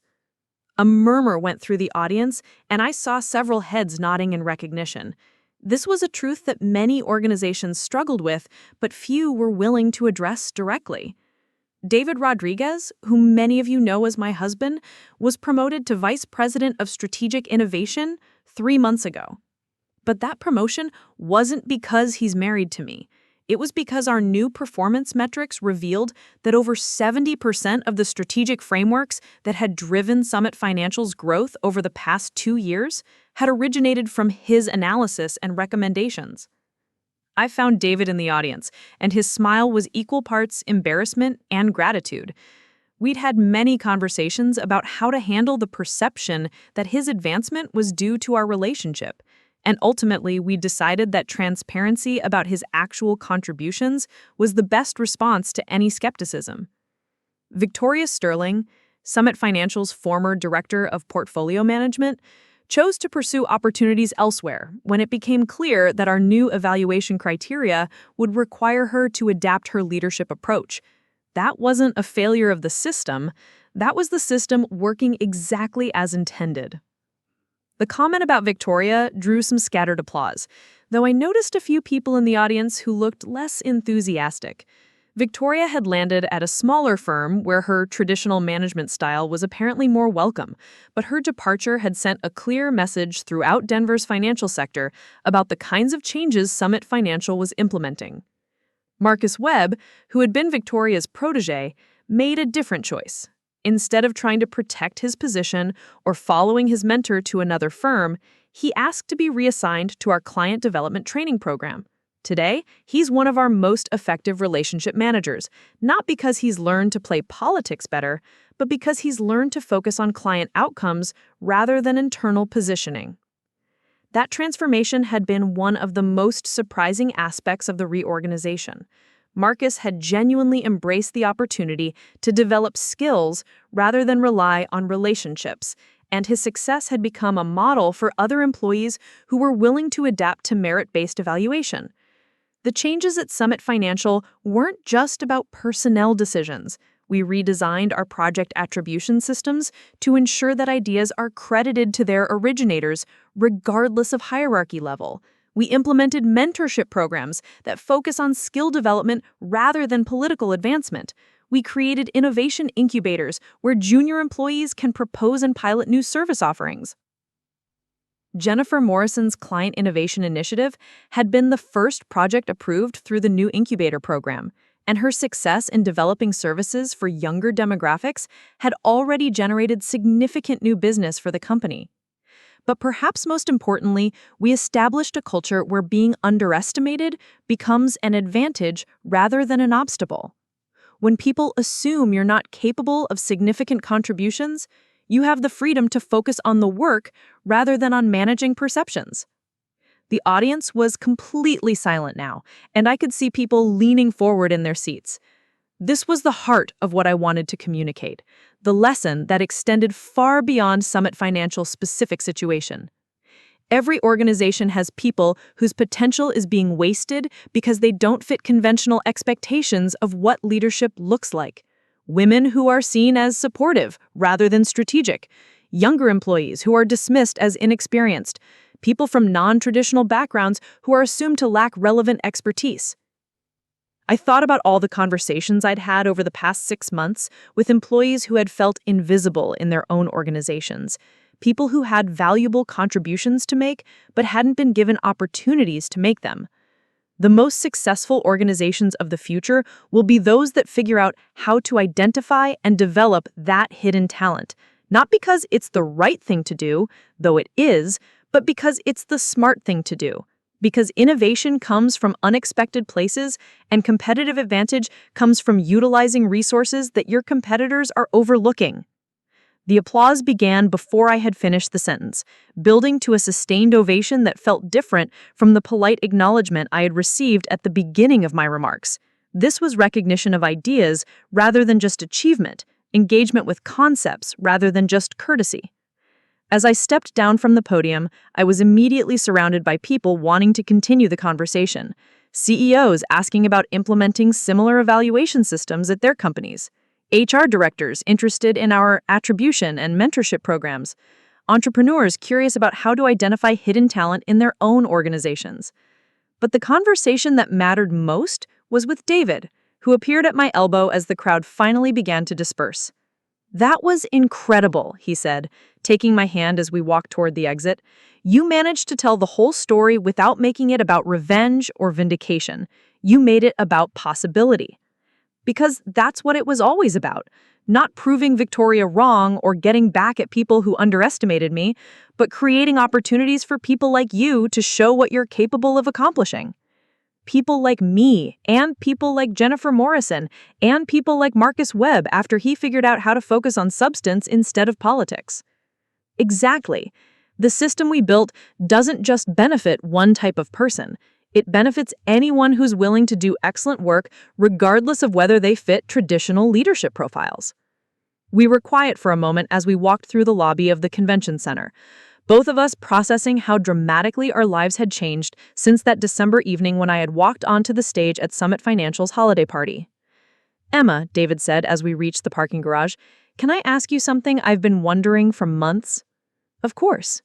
"When you first joined Mountain Vista Capital's board, when you first started studying Summit Financial as a potential partner, did you know this is how it would all turn out? Did you have a plan for transforming the company culture, or did it evolve as you learned more about the organization?" I considered the question as we got into the car. It was something I had thought about often during the implementation process, the relationship between intentional strategy and responsive adaptation.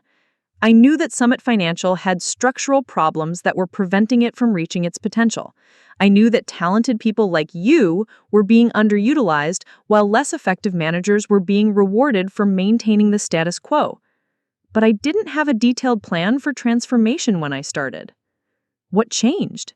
What changed was realizing that the problems weren't just affecting individual careers, they were affecting the company's ability to serve clients effectively and compete in a changing market. The personal dimension was what motivated me to act, but the business case was what made action possible. And now, 6 months into the transformation, how do you feel about what has been accomplished? I started the car and pulled out of the parking garage, thinking about the metrics we'd been tracking since the reorganization began. Client satisfaction scores were up 18%. Employee retention had improved dramatically.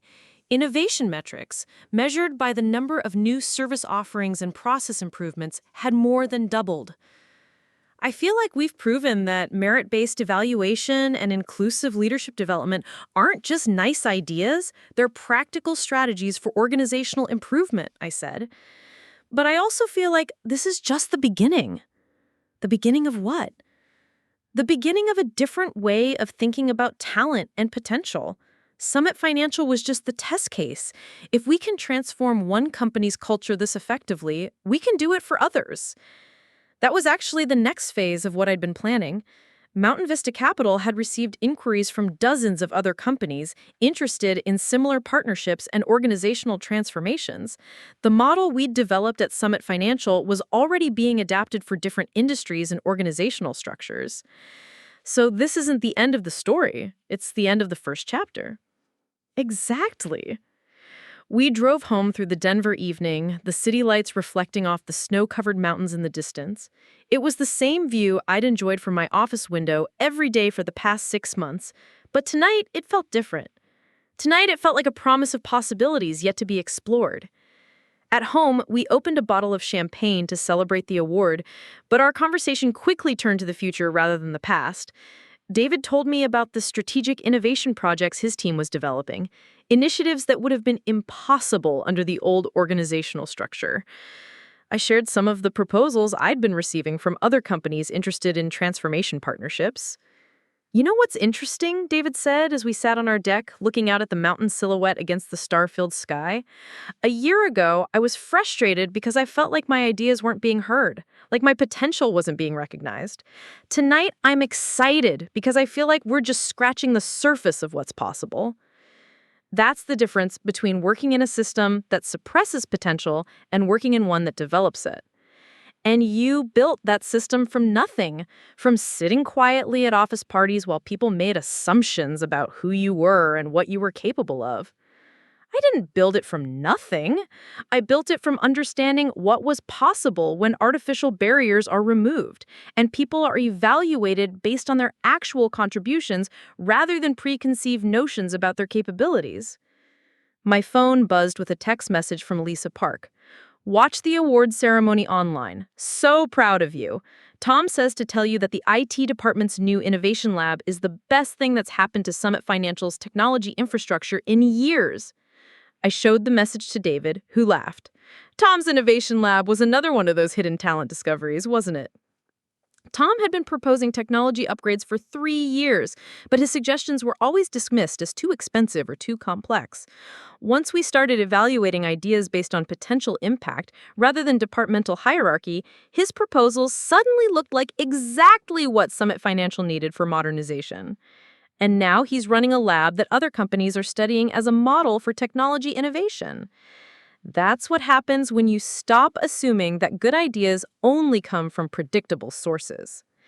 The evening was warm for late June in Colorado, and we stayed on the deck until well past midnight, talking about the changes we'd witnessed and the opportunities that lay ahead.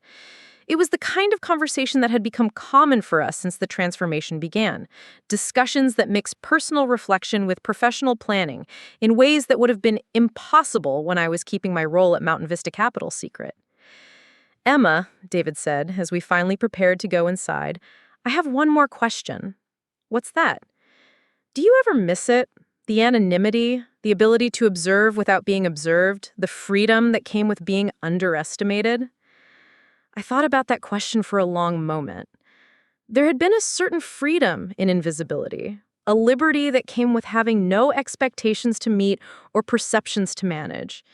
But there had also been isolation, frustration, and the constant awareness that my capabilities were being wasted. Sometimes, I said, honestly, there are moments when I miss being able to sit in the back of a room and analyze dynamics without being part of them. But I don't miss feeling like my insights didn't matter because people had already decided I wasn't worth listening to. And the visibility, the responsibility for other people's careers and the company's future, how does that feel? Overwhelming sometimes, exhilarating most of the time, but mostly it feels like I'm finally able to contribute in proportion to my capabilities rather than in proportion to other people's assumptions about my role. We went inside and prepared for bed, but my mind was still active, processing the events of the evening and thinking about the work that lay ahead. The award I'd received was gratifying, but it was also a reminder that the transformation at Summit Financial had become a case study that other organizations were watching and learning from.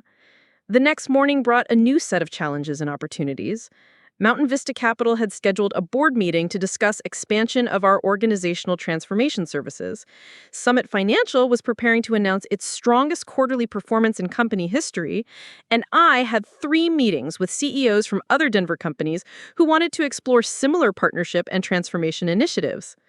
But before any of those professional obligations, I had a breakfast meeting with Jennifer Morrison, who had requested time to discuss her next innovation proposal.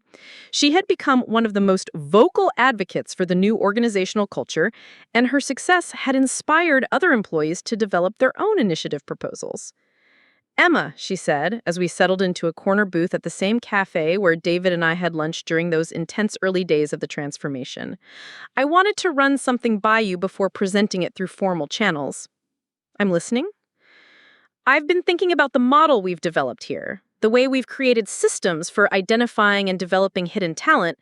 What if we could scale that beyond individual companies? What do you have in mind? A consulting practice specifically focused on organizational transformation. Not traditional management consulting that recommends structural changes, but something that helps companies identify the talent they're already overlooking and create systems for developing that talent effectively. I smiled, recognizing the same kind of strategic thinking that had made Jennifer successful in developing our emerging demographic services. That's very similar to something I've been considering. Mountain Vista Capital has received dozens of inquiries from companies that want to implement similar changes but don't know how to begin. So you think there's a market for this kind of service? I think there's a huge market for it. Companies are beginning to understand that traditional approaches to talent management are inadequate for current competitive environments, but most of them don't know how to identify hidden talent or create merit-based evaluation systems. Would you be interested in partnering on something like this? Your strategic vision and my implementation experience? Jennifer, I'd be very interested in exploring that possibility.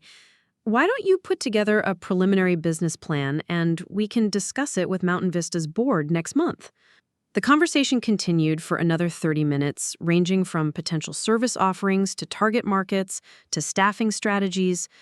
By the time we finished breakfast, we had the outline of what could become a significant expansion of the organizational transformation work we'd pioneered at Summit Financial.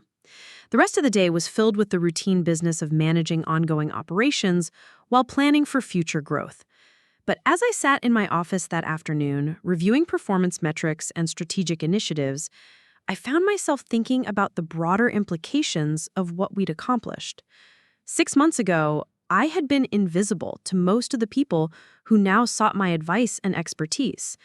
I had been dismissed as irrelevant by professionals who now studied our organizational model for insights they could apply to their own companies. I had been defined by my relationship to my husband rather than by my own capabilities and achievements. The transformation hadn't just been about changing Summit Financial's culture or advancing David's career or proving Victoria Sterling wrong about housewives and their potential. It had been about demonstrating that organizations perform better when they recognize and develop talent, regardless of where that talent comes from or how it's initially perceived. But perhaps most importantly, it had been about proving to myself that the capabilities I'd kept hidden for 5 years were not only real, but valuable. Not only useful in abstract strategic planning, but effective in practical implementation. My intercom buzzed, interrupting my reflection. "Miss Rodriguez, your husband is here to see you." "Send him in, please." David entered with the kind of smile that had become familiar over the past 6 months. The expression of someone who was genuinely excited about the work he was doing and the opportunities that lay ahead. "How was your day?" I asked, gesturing for him to sit down. "Productive, challenging, full of the kind of strategic problems that I actually enjoy solving instead of the political puzzles I used to spend most of my time navigating. Any interesting developments I should know about?" "Actually, yes. I received a call from the University of Denver's Business School. They want to develop a case study about Summit Financial's transformation for their organizational behavior curriculum." "That's excellent. What would be involved?" "Interviews with key participants, documentation of the process and outcomes, analysis of the methods and metrics we used. They're particularly interested in the attribution systems and mentorship programs we developed." "And they want to interview me as well, I assume?" "They do, along with Jennifer Morrison, Marcus Webb, and several other people whose careers were significantly affected by the changes." I thought about the implications of having our transformation process studied and taught in business schools. It would certainly increase visibility for the model we'd developed, but it would also create expectations and responsibilities that extended beyond Summit Financial's specific situation. "I think we should do it," I said finally.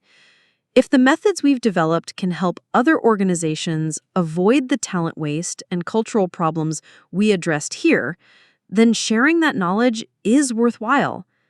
I was hoping you'd say that, because I think what we've accomplished here is too important to keep to ourselves.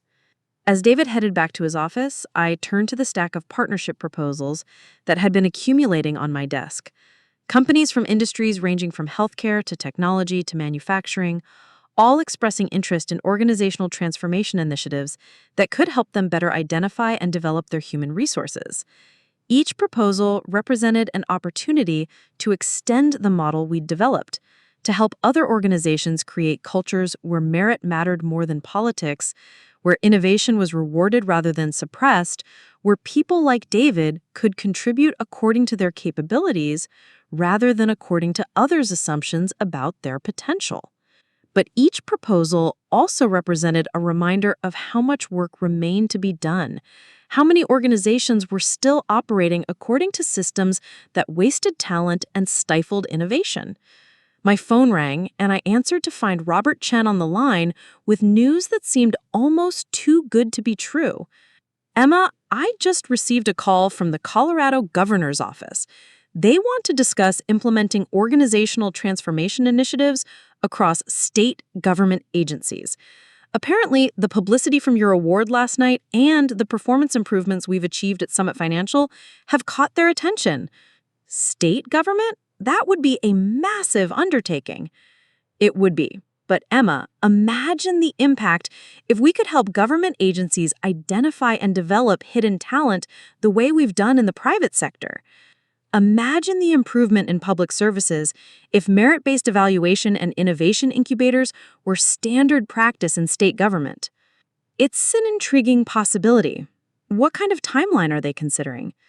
They want to start with pilot programs in 3 agencies with the goal of expanding successful initiatives statewide over the next 2 years. After ending the call, I sat back in my chair and looked out at the mountain views that had become so familiar over the past 6 months. The scope of what we'd started at Summit Financial was expanding beyond anything I'd originally envisioned, growing from a single corporate transformation into a potential model for organizational change across multiple sectors. The woman who had been dismissed as David's little housewife was now being consulted by government officials about improving public sector efficiency and effectiveness. The insights that had been invisible when I sat quietly at office parties were now being studied by business schools and implemented by companies across multiple industries. But perhaps most satisfying was the knowledge that the changes we had made at Summit Financial weren't just theoretical improvements or statistical victories. They were practical enhancements that had improved people's professional lives, created opportunities for advancement based on merit, and established systems that would continue developing talent long after the initial transformation was complete. As I prepared to leave the office that evening, I made a mental note to call Lisa Park and suggest we have lunch soon. She had been one of the few people who had sensed that there was more to me than met the eye during those years of careful anonymity, and I wanted to thank her for that perception and friendship. I also wanted to tell her about the consulting practice Jennifer Morrison and I were developing, because I suspected that healthcare organizations could benefit from the same kind of talent identification and development systems we'd implemented in the financial sector. The drive home took me through downtown Denver as the sun was setting behind the mountains, painting the sky in shades of orange and gold that reflected off the glass towers where so many professionals were working late, pursuing careers and developing skills that might or might not be recognized by their organizations. Some of those people were undoubtedly in situations similar to what David experienced at Summit Financial. Talented individuals whose potential was being overlooked because they didn't fit conventional expectations of what leadership looked like. Others were probably in positions similar to what I had navigated for 5 years, capable of significant contributions, but invisible to the systems that determined advancement and recognition. The transformation we had accomplished at Summit Financial had proven that those situations could be changed, that organizations could be redesigned to identify and develop talent regardless of where that talent came from or how it was initially perceived. But it had also proven something more personal and perhaps more important, that being underestimated could become an advantage if you use the invisibility it provided to develop capabilities and prepare for opportunities that others couldn't imagine. The housewife who attended office parties for 5 years without attracting serious attention had become the architect of organizational change that was now being studied and replicated across multiple industries. The woman who was defined by her relationship to her husband had become a leader whose expertise was sought by companies and government agencies looking to improve their performance and effectiveness. The secret I had kept for 3 years had become the foundation for a new kind of career, one that combined strategic thinking with practical implementation in ways that created lasting value for organizations and individuals alike. As I pulled into our driveway, I could see David through the kitchen window, preparing dinner and probably reviewing the strategic innovation proposals his team had developed that day. In a few minutes, we'd sit down together and talk about our respective projects, sharing insights and challenges in the kind of professional partnership that had become possible once we could both be honest about our capabilities and ambitions. Tomorrow would bring new meetings, new proposals, and new opportunities to extend the organizational transformation model we'd developed. But tonight, I would enjoy the satisfaction of knowing that the work we'd begun 6 months ago was creating possibilities that extended far beyond anything I'd originally imagined when I stepped onto that stage at Summit Financial's holiday party and changed everything. Up next, you've got 2 more standout stories right on your screen. If this one hit the mark, you won't want to pass these up. Just click and check them out.